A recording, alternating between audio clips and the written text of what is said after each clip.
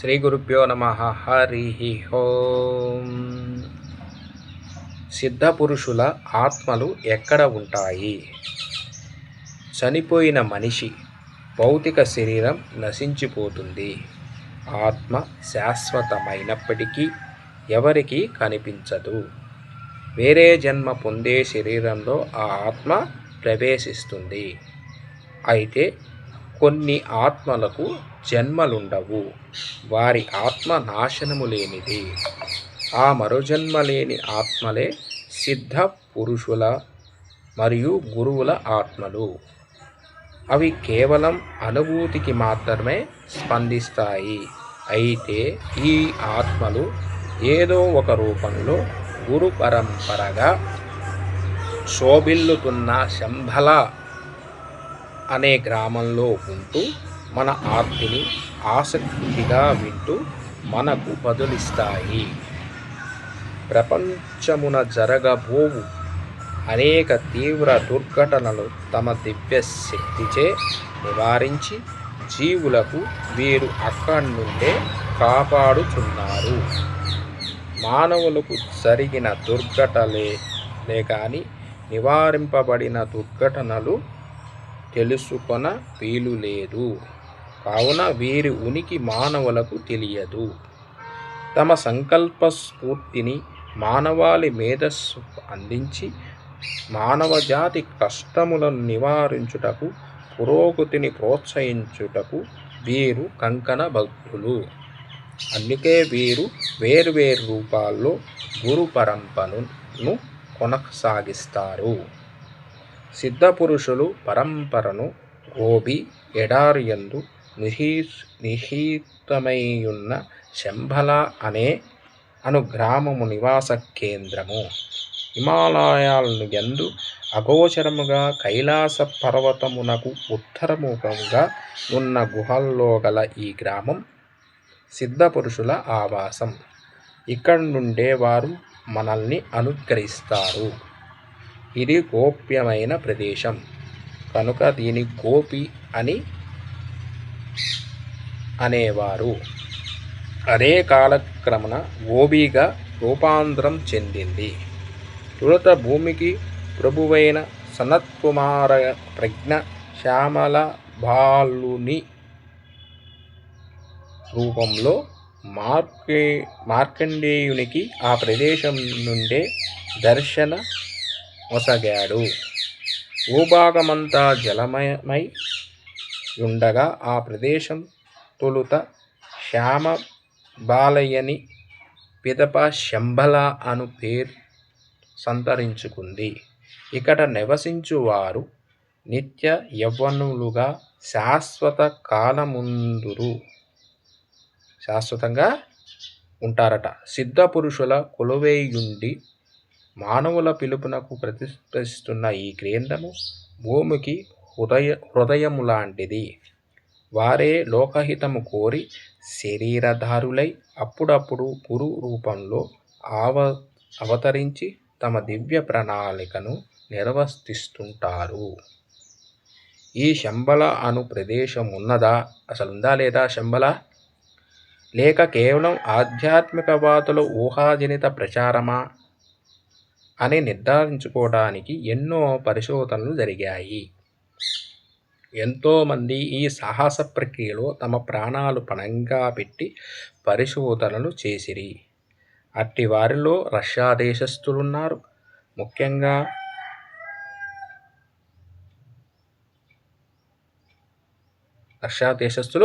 ముఖ్యంగా ముందున్నారు. ఇంకా చైనా మరియు బౌద్ధులు విశేష శ్రమ కూర్చి ఈ ప్రాంతం ఉనికిని కనుగొన్నారట. వీరందరూ శంభల అను ప్రదేశము మానస సరోవరానికి వెనుకగా ఎంతో దూరంలో హిమగిరుల్లో ఉందని నిర్ధారించుకున్నారు. ఈ ప్రదేశాన్ని కొందరు ల్యాండ్ ఆఫ్ వైట్ వాటర్గా అంటే స్ఫటిక జలము కలిగిన ప్రదేశంగా పేర్కొన్నారు. దీనిని మరికొందరు ది ఫర్బిడెన్ ల్యాండ్ అంటే ప్రవేశాన్ని నిషేధించిన ఒక ప్రాంతంగా నామకరణం చేశారు. ఇంకా మరికొంతమంది దీనిని హిడెన్ సిటీ అంటే కంటికి కనపడకుండా ఉండే అదృశ్య నగరంగా పిలిచేవారు. మొత్తం మీద అందరూ శంబల అనే ప్రాంతం మాత్రం వాస్తవంగా కలదని, అది మహాపురుషులు నివసించే స్థావరమని నిర్ధారించుకున్నారు. శంబల నగరంపై పరిశోధనలు చేసిన వారిలో ఫ్రాన్స్ దేశస్థురాలైన అలెగ్జాండర్ డేవిడ్ నీల్ ప్రథములు. బుద్ధుని కాలక్రమంలోనూ బౌద్ధ పురాణంలోనూ శంబల ప్రస్తావన చూసి స్ఫూర్తి పొంది అనేక కష్ట నష్టాలకోర్చి ఈమె శంబల నగరమును దర్శించినది. అక్కడ మహర్షులు ఆశీర్వాదములు పొంది తిరిగి వచ్చింది. ఆమె 101 సంవత్సరాల పాటు జీవించింది. ఆమె శంబలను ఆధ్యాత్మిక నగరంగా పేర్కొన్నది.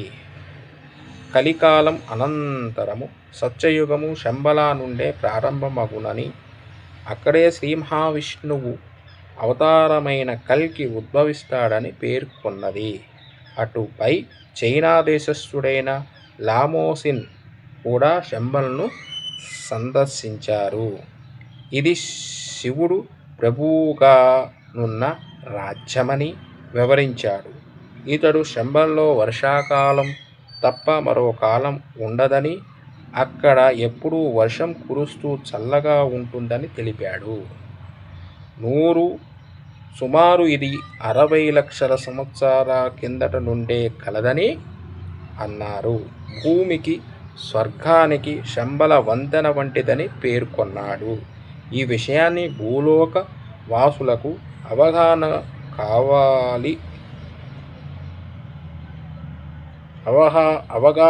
కావని తెలిపాడు. వీరిరువురు శంబలవునిపై గ్రంథాలు కూడా రాశారట. అటుపై ప్రపంచాన్ని తన గుప్పెట్లో పెట్టుకోవాలనే తపన గల హిట్లర్ శంబలపై దృష్టి నిలిపాడు. శంబలను ప్రతీకగా తన జెండాను మధ్యలో స్వస్తిక్ మార్కు ఉంచి ఆవిష్కరించాడు. ఈ ప్రయత్నాన్ని ఆధ్యాత్మిక వాదులు నిరసించారు. శంబల గూర్చి స్వయంగా తెలుసుకోవాలనే సంస్కృతము, మంత్ర యోగ విద్యలు హిట్లర్ అభ్యసించాడట. కానీ దైవ ప్రతికూలత వల్ల హిట్లర్ అనుకున్నది సాధించలేకపోయాడు. కావున సిద్ధపురుషులందరూ కూడా మన కోరికలు శంబల గ్రామం నుండే తీరుస్తున్న, మన ఆరాధనలు అక్కడి నుండే స్వీకరిస్తున్నారని రుజువు చేయబడినది. గురు శిష్య పరంపర. గురు శిష్య పరంపరను స్థూలంగా గమనిస్తే సదాశివుని శిష్యుడు విష్ణువు శిష్యుడు బ్రహ్మ. పిమ్మట గురు శిష్య పరంపరలో వశిష్ఠుడు, శక్తి, పరాశుడు, వ్యాసుడు, శుకుడు, గౌడపాదుడు, గోవింద భగవత్పాదాచార్యులు, శంకరాచార్యులు, విశ్వరూపుడు, బోధజ్ఞానగిరి, సింహగిరి, ఈశ్వరాతీతుడు, నృసింహతీర్థుడు, విద్యారహుడు, మలయానందుడు, దేవదిత్తుడు, యాదవేంద్ర సరస్వతి, కృష్ణ సరస్వతి, నరసింహ సరస్వతి, ఇంకా ఎంతోమంది ఆధ్యాత్మికవాదులు, సనాతన ధర్మ ప్రబోధకులు అవధూతులై మానవుల సద్గతి పొందే విధానాలను రూపొందించారు. వీరిలో శంకరాచార్యులు, వల్లభాచార్యులు, రామానుజాచార్యులు వంటి మహనీయులు ముందు తరాలలో ముఖ్యులు. వీరు తమ తమ పీఠాలను వివిధ ప్రాంతాల్లో నెలకొల్పి మానవాళికి వారి శిష్య పరంపర ద్వారా ఈనాటికి సేవలందిస్తున్నారు. అశేష జనవాహినో త్రిమాతాచార్యులు ఆధ్యాత్మిక సంపదను నెలకొల్పి దైవానుగ్రహం పొందే వివిధ మార్గాలను మానవాళికి సూచించారు. ఆ తదుపరి తమ తమ ప్రవచనాల్లో ఆత్మ పదముకై మానవులు పరితపించాలని రమణానంద స్వామి, రామకృష్ణ పరమహంస స్వామి, వివేకానంద లాంటి మహనీయులెందరో ప్రబోధించారు.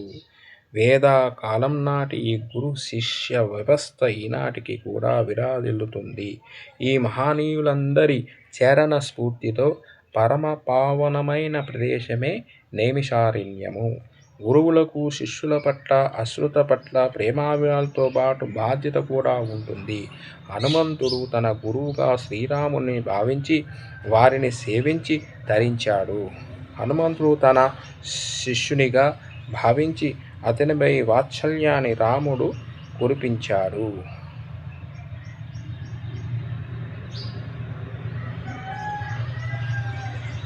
రామావతారం ముగిసిన పిదప రాముడు తప్ప వారితో భూమిపై అవతరించిన వారందరూ వైకుంఠం చేరారు.